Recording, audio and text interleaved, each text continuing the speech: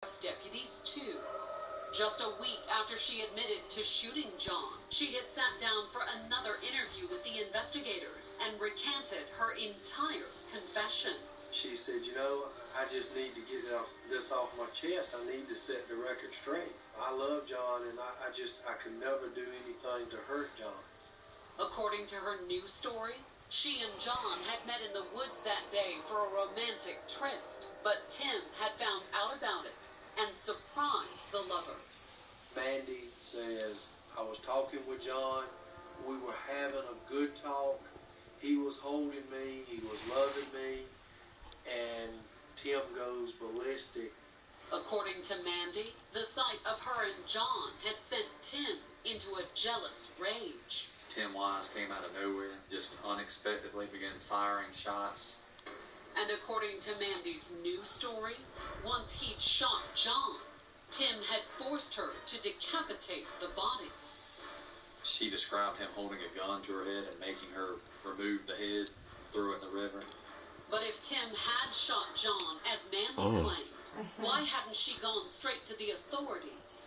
And when they did question her, why tell them she had shot John? According to her revised statement, it was because Tim had threatened her and her menagerie of animals. If she said anything about what happened, he was going to kill all of her animals, her dogs, her iguana, all of that he's going to take away from her. To hear her tell it, she's guilty of nothing, and she was forced to do everything. I was just upset, the things she was saying. Cross your ankles. And in the end, it all came down to which of the alleged co-conspirators the jury would believe, Tim or Mandy. They're both pointing the finger at each other.